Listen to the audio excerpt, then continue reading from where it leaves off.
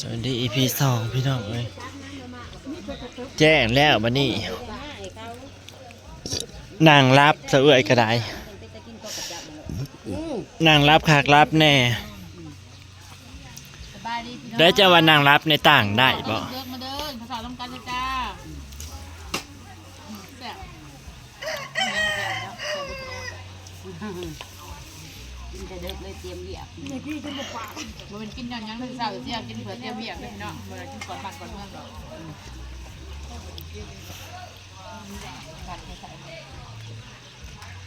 กินของปากกันหมด กินข้าวยำเศร้าพี่น้อง เวลาพา จะน่าบ่มีเวลากินได้นี่ครับบ่กินก่อน ใครก็บอกออก ย่อแขงย่อคน ใครหน่อยเอาถีบมันบุกเป็นตาแล้วเลยไฟมันเนาะมันอยู่มันบนลูกบนลาน ถ้าจะนอนมันย่างหมอย่างก็มากินไปลงไป ก็เนื้อมันน่าไปอาปลากินตื่นเบิ่งเขาอยู่ เจียวแข็งเจียวไข่เนาะน้ำเดือดแก่ แนวมากเคยเนาะ ย่างมาค่ะ เวทีช่วยชีพบนลูกมาเบิ่ง เจ้าคนดู มันก็จะเกิดภัยเห็นทางเดียวนี่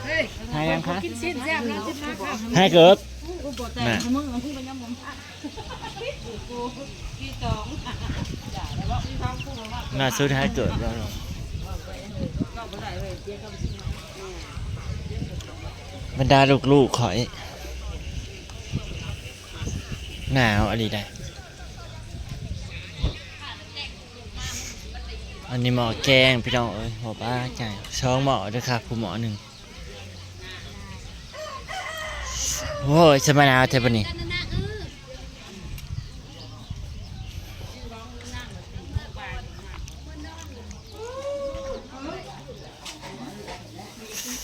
เอา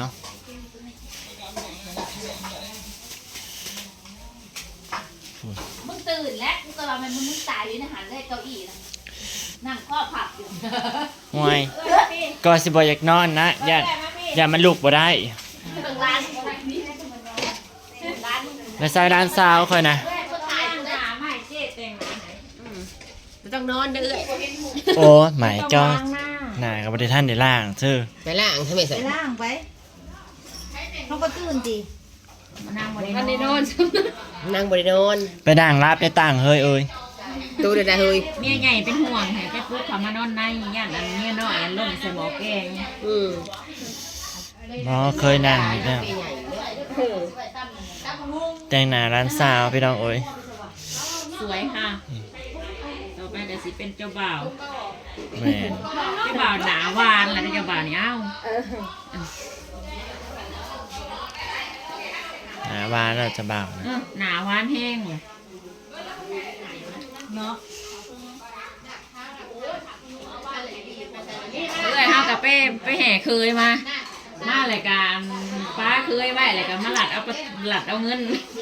แม่นอีน้องมึงกับกูนั่นน่ะแหละ เนาะ เออ เอาละตำแหน่ง เดี๋ยว ใส่ซองลายๆเด้อ ไปใส่ชุดงามๆมาก่อน ยังสิมีโอกาส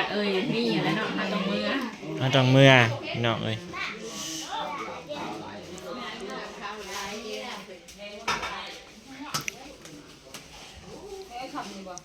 ไม่ใช่เสือมึงแม่นเสือมึงตัวหนึ่งแม่นลงมาตัวแน่นเสือแน่นตัวหนึ่งแม่นเอาตัวหนึ่งเอาตัวน้อยๆมาห้องพักควัน มาแล้วผูเห็ดทักวันนะ มาแล้วตัวสิมายามเองแหละเอาเสือตัวน้อยๆนั่นเองตัวสันสินแค่เช็ดน้ำเช็ดหนาก็ได้ แต่ว่าเป็นของมึงหั่นแหละมั้ย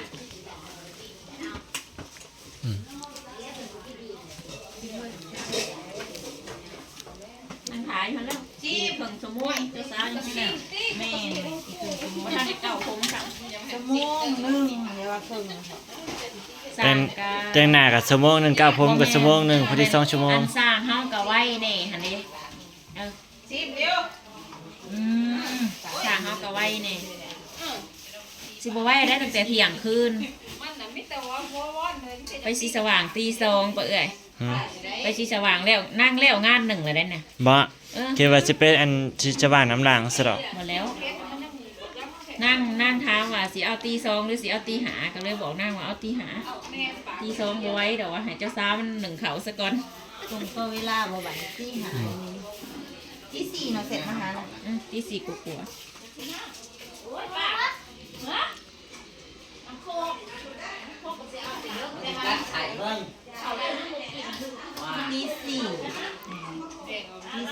ี่40ไปลูกกูได้ตื่น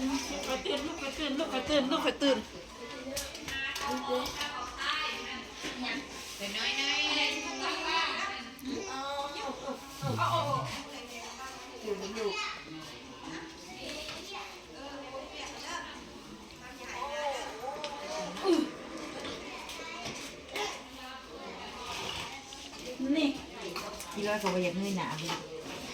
เย็บแอว เลิศค่ะ งามบ่เพื่อกันรอคิวแบบบ่ต้องล้างหนาได้เพื่อน ตายละ เมื่อเจ้าก็เปลี่ยนสูตรมาเลยเห็นดิ อืม เนาะ มาไปล้างน้ำเปล่าเอา ไปล้างน้ำเปล่า ครีมก็เขาบ่ได้ถือมา เนี่ยนี่นั่งทาครีมแตงโมเอ้ยบ่เป็นกะลิเย่น้ำละมือบ่เป็นหยังดอก ซิวก็แน่ก็ขึ้น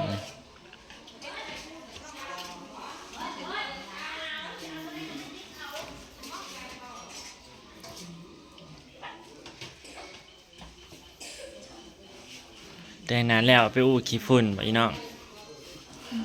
โอ้ยฝุ่นไปอู้ขี้ฝุ่นทั้งมา เอามือเอาสูตรบ่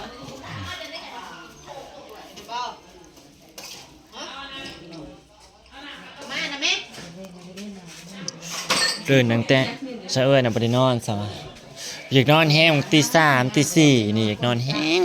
กลัวน่ะนางบ่ฮู้ความหมายเลยว่าวัยรุ่นคือหยังแบบใด เห็นเมียงามแห้งแต่งให้ก็งาม โอ้ยถ้าคิดเพิ่นว่าได้ใดวะน่ะคืออกลูกที่เพิ่นนับเพิ่นว่าหูนี่ยังบ่ทันได้เละ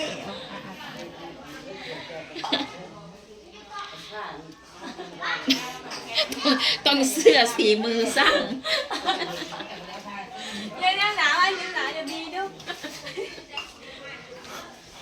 อันนี้คือร้านเคยพี่น้องเอ้ย บังดูแค่นี้ที่เราแค่อีกบ่ได้เด้อ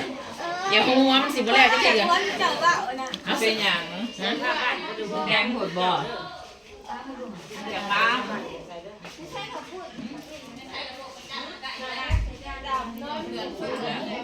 เอาไม้ชั้นต้นนี้มันมาแจบลูกเอาเสือตัวบางๆไม่ใช่แต่เฟิร์นคนไทยเปิดอย่าง มาเสืออันนี้ก็คืออุปกรณ์ของเพิ่นพี่น้องจะเอียงอีหยา ปุ้ยซุมปุ้ย สมปุยสมปุย อุยุอันเนี้ย ตอนมานางงามอยู่ตอนสิมื้อนี่ว่าบ่แม่นกับบ่พอ เก่าผม แล้วกล่าวผมแล้ว โอ้ยบ่ต้องใส่ ได้ยังเลยตอนนี้ผมยังนี่ให้ยุ่งๆวะไปซื้อยังบ้านน้องแต่นะเอาหน้ามาเด้อเอาดาบจ้องมาแน่ สั่งลืมอย่าว่าพ่อดัง เอเบ้เอเบ้ไปบ้านน้องแต่ไปสิไปบ้านน้องแต่เปิดเบิ่งหาโจ๊กเบิ่งอยู่เด้อนั่นถามว่าไปสิไปบ้านน้องแต่ไปสิไปบ้านน้องแต่แล้วเขาในบ้านน้ำมุมมีไผ่ก็ตอนกูมา ๆนี่อันคือสิเป็น โอ้ยกูบอกไปอยู่ในนอกกับบ้านกูกระปอดให้มึงอีปีจะลบออกมาสิใส่มันที่สุดมาหาในพวกมึงแล้วเนาะ 7 โมง ที่สุดนะ แล้วแต่ลุง อืม ปกติ6 โมงครึ่ง7 โมงสำหรับอันทุก คนไปมันยังมาแนมกูโอ้ย เปิดเลยแล้ววะสั่ง เปิดแล้วจักเล่นมื้อนี้วันหยุดใดวันหยุดเราอย่าเปิดตัวไว้เพราะว่าเราบ่ได้ไปส่งลูกเราก็เฮียนดี ตอนนี้นางก็เลยสกาวผมพี่น้อง เอ แต่ปกตินั้นเราไปส่งลูกเราเลยแล้วคืนมานั่งเขาให้กินให้ลูกเราอันเอง มาหรือบอกกันเลยเอาคือบ่จักอยู่คือมื้อนั้นโลด ว้าย มื้อสมมุติอ่ะเด้ แขกมือนี้ของแท้เลยมือนี้นะเห็ดเป็นมือเอาไปได้เลยเห็ด บัดอยู่ลูกซุกเขาโลด สุกค่ะ นางต้องละเอียด แม่ถูกต้องเจ้ากับ เอาแต่มื้อน่ะก็ยังฮุบหม้อซุปโลดแล้วเราซะ ไหลมือ หุบโมน่ะกลัวแล้วบ่ผมปลอม นี่เพิ่นมาหมักทีละอัน จะปล่อยน้อยๆนะก็บอกไปแล้ว แต่งหน้าเสร็จแล้วยังแต่ก้าวผมเจะบ่าวรออีกประมาณ2 ชั่วโมงพอดีเข้างานเจะบ่าวเอ้ย เพียงจะมาเจอจุกค่ะ เพลงขึ้นอีกแล้วพี่น้อง แค่นี้แล้วเนี่ยยังบ่ได้นอนคืน บอก แม่มันสิตีมั้งคะ หน้าน่ะสวยอยู่แคทโอ้ยมาตอบระบาด สวยแล้วมัน6 โมงกว่าแล้วนี่ จะหน่อยฮักก็ออกเมื่อเดี๋ยวอีน้องเอ้ยพาใส่สุดชายยางนี่เฮาก็ได้ บ่ละสิบ้านแต่บ้านละบ่สวยอยู่เลยจังว่าก็ยังว่าสิ่งที่ยิ้มได้สิ่งกว่าพื้นน่ะหนุ่มบ่ได้แต่พื้น ต้องเป็นอย่าง ขาบ แสดงว่าพัฒนาตัวเองคือ นี่คือนี่คือลายแล้วแบบจากที่ยิ้มไว้น่ะก็ได้ตำนี่น่ะมันอยู่ครึ่งหนึงของหมอเลยเอาใส่เนี่ยเอาไปขึ้นเลยเด้อไปนาของไทยน่ะก็ไปทำสิ่งนี้เองบ่ได้เนาะหาหลักสิ่งเขาลงแล้วกัน อันนี้แหละเขาบอกว่าลูกจะเศร้าบัดเขาแจ้อีกให้เอาเทียนมา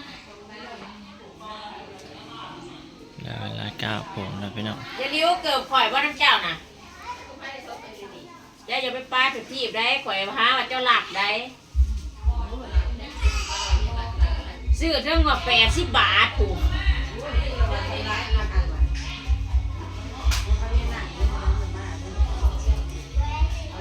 ที่ว่าผู้มือนั้นบอก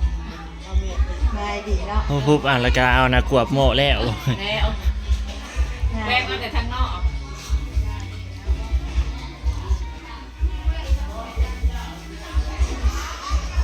วันแต่งงานเป็นวันที่ผู้หญิงใฝ่ฝันที่สุดในโลก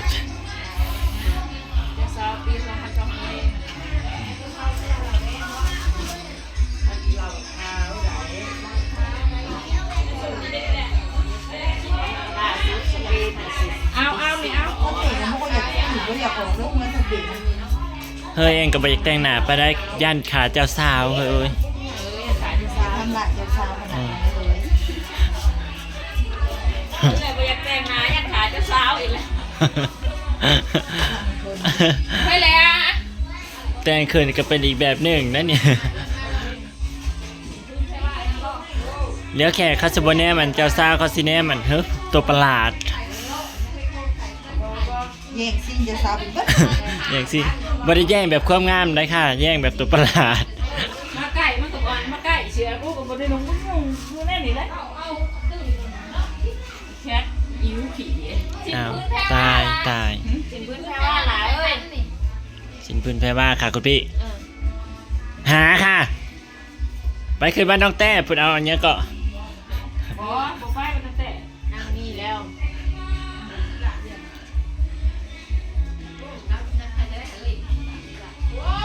เปิดสิกาผมแหละกับบักโดนๆค่ะ แล้วถ้าเบิ่งตอนผู้แหละพี่น้องแล้วยังแล้วเรียบร้อยผู้แหละเชื่อสิเมื่อซะก่อนมาหาแต่งหน้ามาหามันก็ไปใกล้ๆยังเสร็จทราบเข้ามาใหม่ แต่งตัวใส่สุดงามๆเข้ามา งามอยู่ลอยตัวเองนะงามอยู่หาแวนมาให้ลูกเคยดูนี่ แ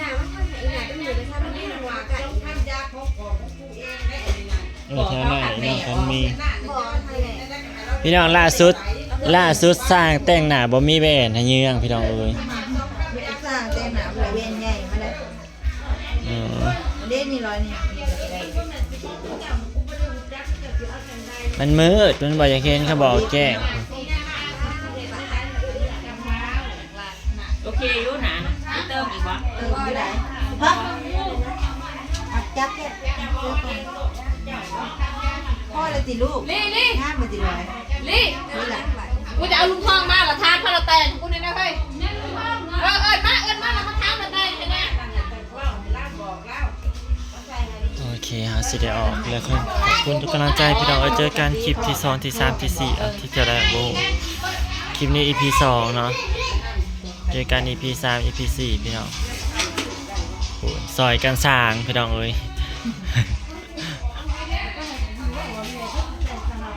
ซอยกัน3-4